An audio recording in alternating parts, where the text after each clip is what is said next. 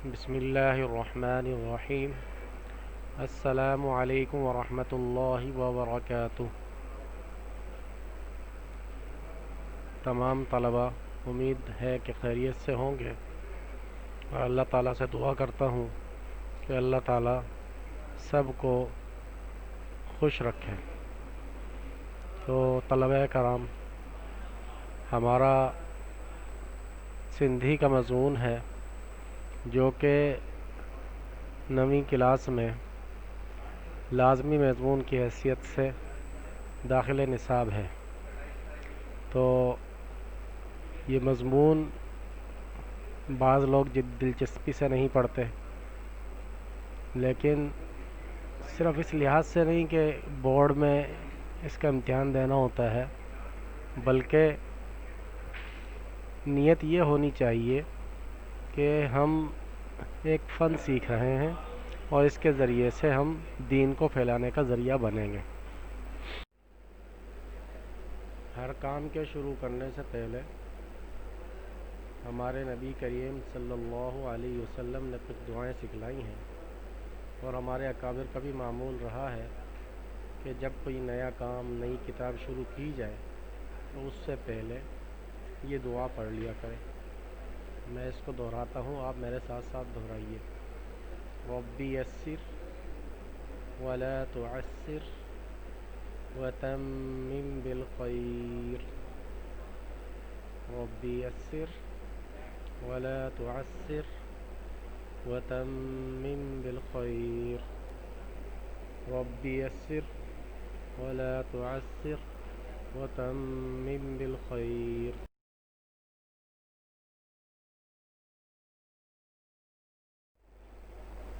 اور اس دعا کے پڑھنے کا بھی اہتمام کر لیجئے، بہت ضروری ہے۔ جب بھی آپ پڑھنے کے لیے بیٹھیں یا کچھ یاد کرنا ہو تو کتاب کھولنے سے پہلے یہ دعا کم از کم 3 بار دہرا لیا کریں۔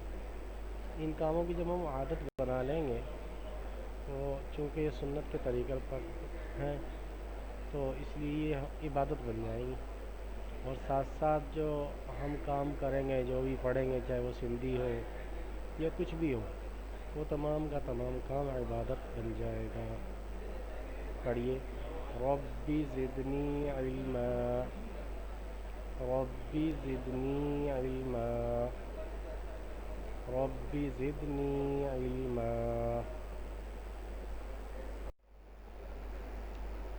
عزیز طلباء کرام، آپ کے سامنے ایک آیت لکھی ہوئی ہے، میں اس کو پڑھتا ہوں۔ بسم اللہ الرحمن الرحیم۔ وَلَأَجْرُ الْآخِرَةِ خَيْرٌ لِّلَّذِينَ آمَنُوا وَكَانُوا يَتَّقُونَ۔ اس کا ترجمہ یہ ہے کہ اجر،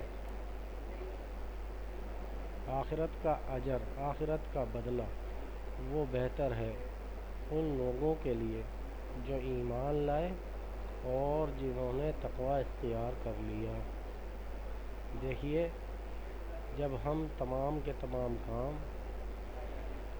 اللہ کے اوپر چھوڑ دیتے ہیں، اور چونکہ ہم مسلمان ہیں، ہم جو بھی کام کرتے ہیں وہ کسی لالچ میں نہیں کرتے، بلکہ اپنے رب کو راضی کرنے کے لیے کرتے ہیں۔ دینی کاموں کا جتنا بھی ثواب ہے، ہمارا یقین اور ایمان ہے کہ اس کا بدلہ آخرت میں اللہ تعالیٰ عطا فرماتے ہیں، اور یہی نشانی ہے ایمان والوں کی اور ان لوگوں کی جو تقوی اختیار کرتے ہیں۔ دیکھیں، ایمان کے ساتھ ساتھ تقوی اختیار کرنے کا بھی حکم دیا گیا قرآن میں، یہاں بھی ان دونوں کاموں کو بیان کیا گیا ہے۔ وَلَأَجْرُ الْآخِرَةِ خَيْرٌ لِّلَّذِينَ آمَنُوا وَكَانُوا يَتَّقُونَ، جو ایمان لائے اور تقوی اختیار کیا۔ دیکھیں، ایمان لے آنا، مسلمان ہو جانا، زبان سے کلمہ پڑھ لینا، یہ کافی نہیں ہے، بلکہ جب یہ ہم نے اقرار کر لیا اللہ تعالیٰ سے کہ یا اللہ آپ کے احکامات کو مانیں گے اور آپ صلی اللہ علیہ وسلم کی سنتوں پر عمل کریں گے، تو یہی اقرار کرنا تقوی ہے۔ اگر ہم اس کے مطابق اپنی زندگی کو گزارتے ہیں تو گویا کہ ہم نے تقوی اختیار کر لی۔ تقوی کے معنی بھی یہی ہے کہ ہر کام کو اللہ سے ڈر کر کرنا۔ کوئی کام کر رہے ہیں تو سوچنا پہلے کہ میں یہ کام اللہ تعالیٰ کی رضا کے مطابق کر رہا ہوں یا اس کی ناراضگی والا کام کر رہا ہوں۔ تو جب ہر کام میں ہم یہ سوچ رکھیں گے یا خیال رکھیں گے تو ہمارا ہر کام عبادت بن جائے گا اور ہم تقوی والے اور اللہ سے ڈرنے والے کہلائیں گے۔ تو سب طلباء اس بات کی نیت کر لیں کہ انشاءاللہ العزیز ایمان تو اللہ تعالیٰ نے ہمیں عطا فرما دیا ہے، اب ہم تقوی بھی اختیار کریں گے۔ جزاکم اللہ تعالی۔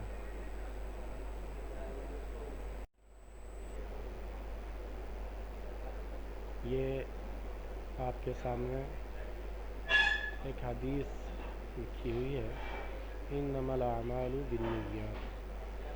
حضور نبی کریم صلی اللہ علیہ وسلم کے ارشاد گرامی ہے کہ تمام اعمال کا دار و مدار نیتوں پر ہے، یعنی کہ اگر ہماری نیت ٹھیک ہوگی تو اس کا اجر بھی ملے گا۔ اگر ہماری شروع سے نیت ہی خراب ہے، کام کرنے جا رہے ہیں لیکن اس کی نیت کسی کو نقصان پہنچانا ہے، تو یہ کہ وہ کام ہی اگرچہ وہ صحیح بھی ہوگا لیکن چونکہ نیت غلط کی ہے اس لیے وہ کام غلط کہلائے گا۔ تو اس حدیث سے ہمیں سبق ملتا ہے کہ انسان جو بھی نیت کرتا ہے اللہ تعالیٰ اس کو وہی عطا فرماتے ہیں۔ اگر وہ اللہ تعالیٰ سے حسن خاتمے کی نیت کرتا ہے تو اللہ تعالیٰ اس کو حسن خاتمہ فرما دیں گے۔ اگر دل میں کچھ اور نیت ہے، اگر دنیا کمانے کی نیت ہے تو دنیا اللہ تعالیٰ سے عطا فرماتے ہیں، اور اگر کوئی دین حاصل کرنا چاہتا ہے تو اس کو دین عطا فرما دیتے ہیں۔ اسی طرح جب ہم علم حاصل کرتے ہیں تو علم حاصل کرنے کے لیے پہلے اپنی نیتوں کو درست کرنا ضروری ہے کہ ہم یہ علم کیوں حاصل کر رہے ہیں، اس سے کیا مقاصد حاصل کریں گے۔ تو سب سے پہلے تو یہی ہے کہ ہم اللہ کی رضا کے لیے یہ نیت کر لیں کہ اللہ کی رضا کے لیے ہم یہ علم حاصل کر رہے ہیں اور اس کے ذریعے سے ہم جتنا بھی ہو سکے دین کو فائدہ پہنچائیں گے۔ دین کی تبلیغ کے لیے ہم اس زبان کا استعمال کریں گے اور بھی بہت سے فوائد ہو سکتے ہیں۔ تو اپنی نیتوں کو ہم درست کر لیں۔ اگر نیت درست نہیں ہوگی تو یہ ایک بہت بڑا خسارہ اور نقصان ہے۔ تمام طلباء اس بات کی بھی نیت کر لیں کہ ہم اپنی نیتوں کو درست کریں گے۔ تو عزیز طلباء کرام، جب ہم نے یہ ساری باتیں ذہن نشین کر لیں، نیت بھی ہماری درست ہو گئی، تو اب ہم آتے ہیں اپنے اصل مقصد کی طرف کہ ہمیں یہ آن لائن کلاسز ہماری شروع ہوئی ہیں البدر اسکول کی طرف سے۔ تو مجھے جو سندھی کا مضمون مجھے میرے حوالے کیا گیا ہے، اس کو بعض طلباء بالکل جو ہے نا وہ کہتے ہیں کہ جی اس کا پڑھنا فضول ہے۔ ایسا نہیں ہے، یہ کوئی فضول کام نہیں ہے۔ آپ حضور صلی اللہ علیہ وسلم نے بھی اپنی زندگی میں 17 صحابہ کرام رضوان اللہ علیہ اجمعین کو دوسرے ملکوں میں بھیجا تھا ان کی زبانیں سیکھنے کے لیے، اور وہ صحابہ سیکھ کے بھی آئے، کیونکہ ان کا مقصد کیا تھا؟ دین کی تبلیغ۔ جب وہ دوسری زبانیں سیکھیں گے تو دوسرے لوگوں کو جا کے دین سمجھائیں گے۔ تو یہ زبان ہم یہ سمجھتے ہیں بھئی تو سیکھنا بیکار ہے، ایسی فضول ہے، نہیں، ہمارے ملک کی زبان ہے، ہمارے صوبے کی زبان ہے، اس کو بولنا، اس کو سمجھنا بھی بہت ضروری ہے۔ آج دیکھیں کہ ہمارے صوبہ سندھ میں سرکاری آفیسز میں سندھی زبان استعمال ہوتی ہے۔ اگر آپ کو سندھی آتی ہے تو آپ کامیاب ہیں۔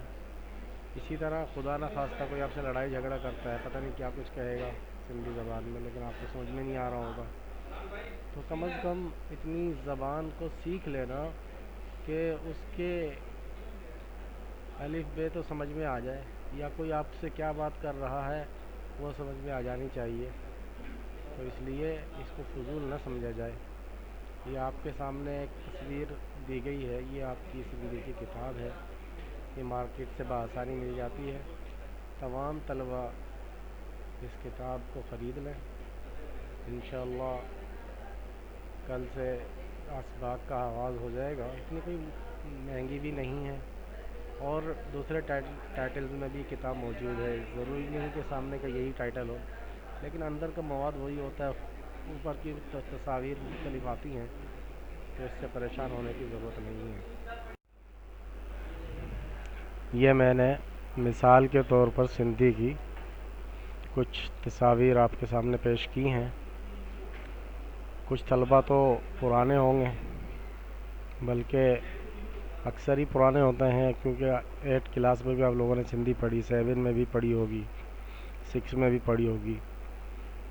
تو یہ میں نے نمونے کے طور پر چند جملے آپ کے سامنے پیش کیے ہیں۔ سندھی کیسے لکھی جاتی ہے، اس کا تلفظ کیسے ہوتا ہے۔ دیکھیں یہ لکھا ہوا ہے آنا ہی آنا آہن، ہی پاوا آہن، ہی گابا آہن۔ تو اسی طرح سندھی پڑھی جاتی ہے، یہی طریقہ کار اس کا، کوئی مشکل نہیں ہے، پریشان ہونے کی کوئی ضرورت نہیں ہے۔ اگر کسی طالب علم کو سندھی پڑھنے میں یا سمجھنے میں مشکل پیش آئے تو میں نے یہ 1-2 تصاویر پہلی کتاب سندھی کی جو پہلی کتاب ہوتی ہے اس کی پیش کی ہیں آپ کے سامنے۔ اس میں سندھی الفابیٹ لکھی ہوئی ہے، اس کے ساتھ ساتھ اردو حروف بھی لکھے ہوئے ہوتے ہیں، اس کا تلفظ لکھا ہوا ہوتا ہے، اس کو کیسے پڑھنا ہے۔ تو وہ پہلے ان کتابوں کو لے کے اس کا مطالعہ کر لے، یا قریب میں کوئی اگر حضرت موجود ہوں تو ان سے یہ کتابیں پڑھ لیں تاکہ سندھی پڑھنے میں کوئی مشکل پیش نہ آئے۔ اور دوسری کتابیں بھی ہوں گی، مثال کے طور پر، نمونے کے طور پر یہ 2 کتابیں کی تصویریں میں نے آپ کے سامنے پیش کی ہیں۔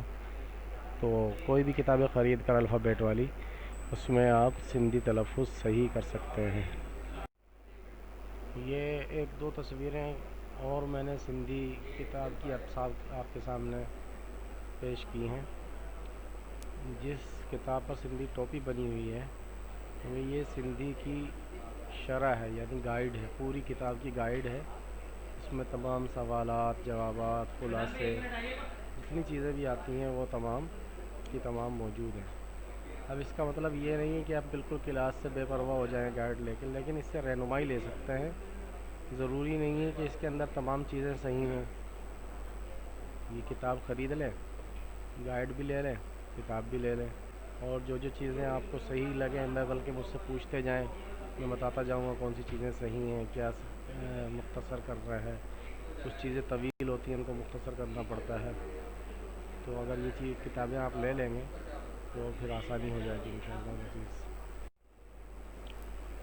یہ نمونے کے طور پر پہلے سبق کا نام آپ کے سامنے میں نے پیش کیا ہے کہ پہلے کا سبق کا جو ہمارا نام ہے وہ ہے حجۃ الوداع و خطبہ، یعنی حضور نبی کریم صلی اللہ علیہ وسلم نے جو آخری حج کا خطبہ دیا وہ کیا تھا، اس کو اس سندھی زبان میں پیش کیا گیا اس کتاب کے اندر، اور اسی سے متعلق یہ پورا سبق ہوگا انشاءاللہ العزیز، ہم پڑھیں گے کل۔ فی الحال تعارف کروانا مقصود تھا کہ پہلا سبق ہے ہمارا حجۃ الوداع وارو خطبو، یہ اس کا صحیح تلفظ ہے حجۃ بعض طلبہ پڑھتے ہیں حجۃ الحجہ نہیں پڑھیں گے بلکہ پڑھیں گے حجۃ الوداع وارو خطبو۔ تمام طلبہ سے امید کرتا ہوں کہ وہ باتیں سمجھ میں آ گئی ہوں گی ان کو۔ انشاءاللہ العزیز کل سے باقاعدہ سبق کا آغاز کر دیا جائے گا، اور اس سبق کا وہ کتاب بھی لے لیں اور اس سبق کا مطالعہ بھی کر لیں، اسٹڈی کر لیں، تاکہ آگے جا کے کوئی دشواری پیش نہ آئے۔ السلام علیکم ورحمۃ اللہ وبرکاتہ۔